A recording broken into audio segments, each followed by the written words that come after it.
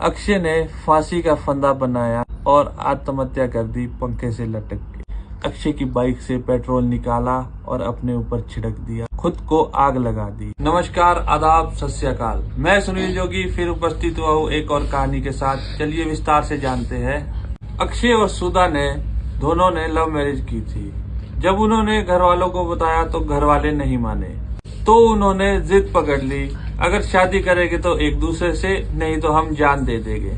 घर वालों ने बहुत समझाया, मारा पीटा, समझाया कि मान जाओ, पर उन्होंने जिद पकड़ रखी थी, अगर शादी करेंगे तो एक दूसरे से, नहीं तो जान दे देंगे।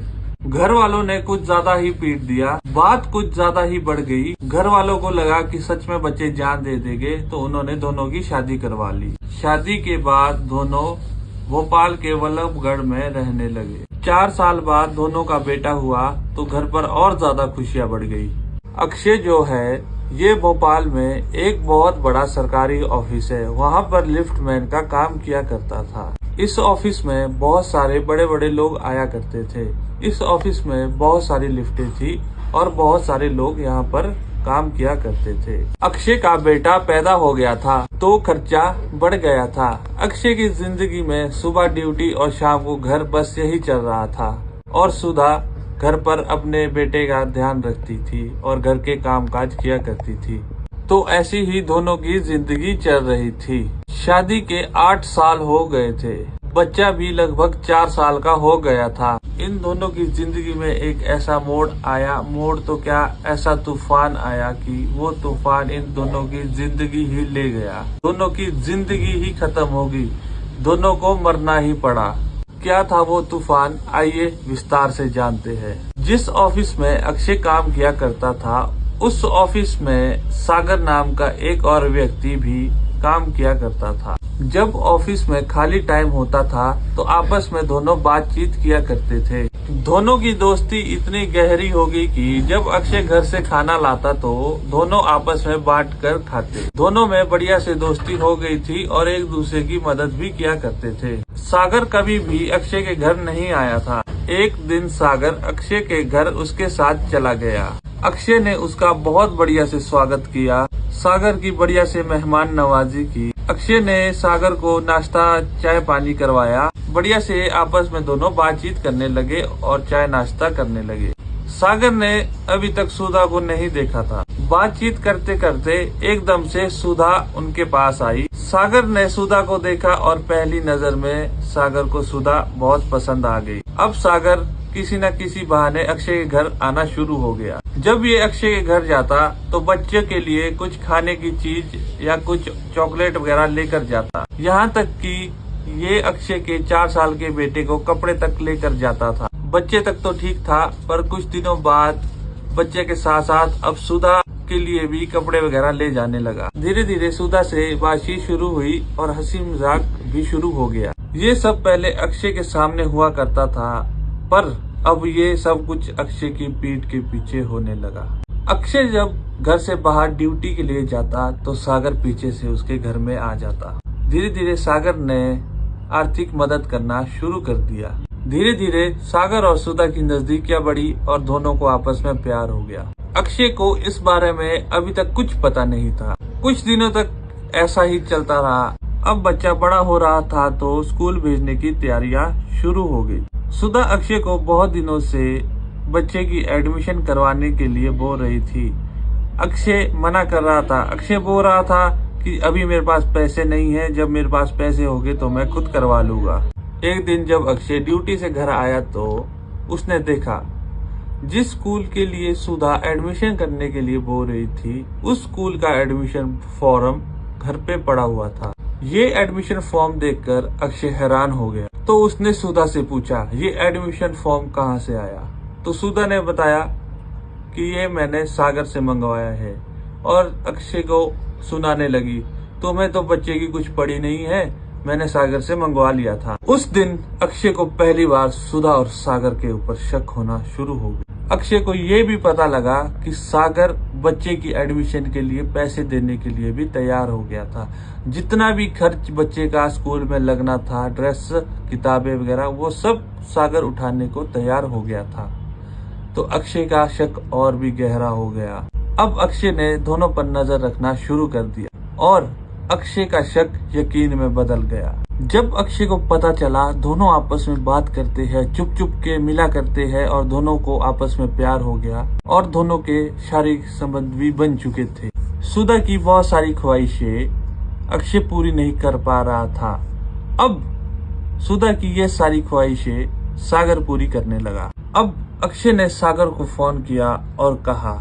अक्षय ने सागर को घर आने से मना कर दिया और बोला कि तू घर मत आया कर, तेरी वजह से हमारा घर खराब हो रहा है, तू हमारे घर मत आया कर। तो सागर ने घर पर आना बंद कर दिया, पर अभी भी सागर और सुधा आपस में चुप चुप के फोन पर बात किया करते थे और चुप चुप के मिला करते थे। एक दिन जब अक्षय काम से लौटा तो उसने घर पर ताला देखा। अक्षय परेशान हो गया कि सुधा कहाँ गई। पड़ोसी का बच्चा अक्षय के पास आया और उस बच्चे ने अक्षय को घर की चाबी दी और बोलने लगा, चाची घर पर नहीं है, वो कहीं गई है। अक्षय ने घर का ताला खोला और घर के अंदर चला गया। अक्षय ने सुधा को फोन किया तो सुधा का फोन स्विच ऑफ। तो उसने सोचा गई होगी, कहीं आ जाएगी थोड़ी देर में।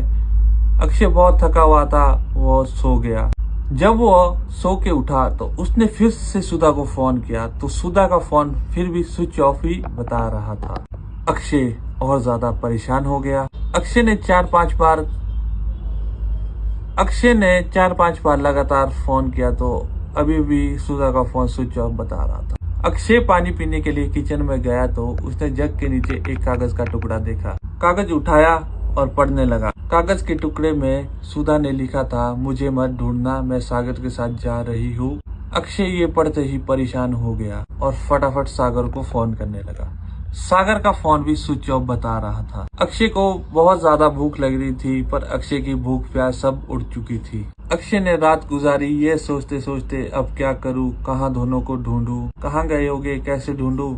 ये सोचते सोचते रात बीत गई और अगला दिन आया। अगले दिन अक्षय सागर के गांव पहुंचा। सागर का गांव वहां से थोड़ा दूर था तो अक्षय उसके गांव उसको ढूंढने चला गया। अक्षय जब गांव में पहुंचा तो उसे पता चला सागर यहाँ नहीं आया था और अक्षय वापस आ गया। अक्षय सागर को ढूंढते ढूंढते ऑफिस गया तो ऑफिस में पता चला सागर ने तो 15 दिन की छुट्टी ले रखी है। अक्षय को ऑफिस में पता चला कि सागर और सुधा आपस में शादी करने वाले हैं और अक्षय को ये भी पता चला कि सागर ने सुधा को कहाँ रखा है। अक्षय फौरन ही सागर से मिलने चला गया और सागर से मिलते ही अक्षय ने कहा, भाई मेरे बच्चे से मिलवा दे, भाई मेरी बीवी से एक बार बात करवा ले, मैं उससे बात करना चाहता हूँ। तो सागर ने बोला कि सुधा तेरे से कोई बात नहीं करना चाहती। तो अक्षय उसके सामने गिड़गिड़ाया पर सागर ने मना कर दिया। सागर ने कहा कि तेरा कोई लेना देना नहीं है, तू यहाँ से निकल जा, मैं और सुधा शादी करने वाले हैं। अक्षय बेचारा दुबला पतला था और सागर हट्टा कट्टा, तो अक्षय उसकी बातों के नीचे दब गया और अक्षय मुंह लटकाकर घर वापस आ गया। अक्षय को बहुत भूख लगी थी तो उसने घर पहुंचते ही खिचड़ी बनाई, पर उससे खिचड़ी नहीं खाई गई और खिचड़ी ऐसी ही पड़ी रही। आज की रात भी उसने सोचते सोचते काट दी और अगला दिन आया। अगले दिन फिर अक्षय सागर से मिलने गया और सागर से बोलने लगा, भाई प्लीज सुधा से नहीं तो मुझे अपने बच्चे से मिलवा दे, प्लीज मुझे बहुत याद आ रही है अपने बच्चे की। पर सागर ने मना कर दिया। तो अक्षय ने कहा कि अगर सुधा मुझसे नहीं मिलना चाहती तो मुझे बता कि तूने सुधा और मेरे बच्चे को कहाँ रखा है, मैं खुद ही उनसे मिल लूंगा। तो सागर ने फिर उसे मना कर दिया, ये बोलते हुए कि सुधा ना तेरे से मिलना चाहती है, तू यहाँ से चला जा, नहीं तो तेरे को मैं मार के भगा दूंगा। अक्षय बेचारा डर गया और डर के मारे घर वापिस आ गया। घर पर पहुंचा तो बेचारा पूरे घर में अकेला था। घर पर सन्नाटा छाया हुआ था। अक्षय को बहुत भूख लग रही थी।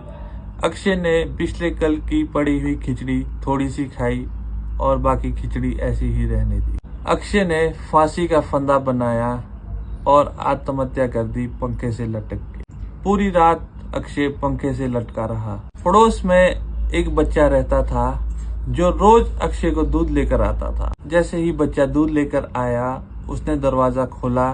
दरवाजा खोलते ही उसने देखा अक्षय पंखे से लटका हुआ है। ये देखकर बच्चा जोर जोर से चिल्लाया और रोने लगा और भागकर अपने पापा के पास गया और ये सारी बात बताई। ये सब सुनते ही बच्चे के पापा फटाफट अक्षय के घर दौड़े। 5-7 पड़ोसी और दौड़े और अक्षय को फटाफट उतारा और हॉस्पिटल ले जाने लगे, पर अक्षय हॉस्पिटल ले जाने से पहले ही मर चुका था। पड़ोसियों ने अक्षय के माँ बाप को फोन किया, वह भी आ गए। पुलिस वालों को फोन किया, वो भी आ गए, सब आ गए। ये सब सुधा को पता चला तो सुधा घर वापस आ गई। घर के पास पहुंची थी तो सुधा को पता नहीं क्या हो गया, शायद शर्म आ गई कि पता नहीं क्या हो गया। घर के सामने अक्षय की बाइक पड़ी हुई थी। सुधा ने चुपके से अक्षय की बाइक से पेट्रोल निकाला और अपने ऊपर छिड़क दिया और खुद को आग लगा दी। जब आग लगाई तो उसका बच्चा भी वहीं था। बच्चा सुधा की तरफ दौड़ा और सुधा को गले लगने की कोशिश कर रहा था, पर आग की लपटें इतनी तेज थी कि बच्चे के वहां जाए नहीं जा रहा था। बच्चा जोर जोर से रोने लगा तो पड़ोसियों को पता चला। पड़ोसियों ने फटाफट सुधा की आग बुझाई और सुधा को हॉस्पिटल ले जाने की तैयारी करने लगे। इतनी देर तक सुधा कम से कम 80% तक जल चुकी थी। सुधा को पड़ोसी हॉस्पिटल ले जाने लगे तो सुधा ने रास्ते में ही दम तोड़ दिया। सुधा भी खत्म, अक्षय भी खत्म, बच्चा अकेले रह गया। जरा सी एक गलती और इतनी बड़ी सजा। इसलिए कहता हूँ, दोस्ती घर के बाहर ही अच्छी। गैर इंसान को कभी भी घर के अंदर मत बुलाना। आजकल का कोई पता नहीं, ना वैसा प्यार रहा ना वैसा जमाना। आज की कहानी में बस इतना ही। आपसे लेता हूँ अलविदा, मिलता हूँ अगली कहानी के साथ। तब तक के लिए अपना और अपनों का ख्याल रखें।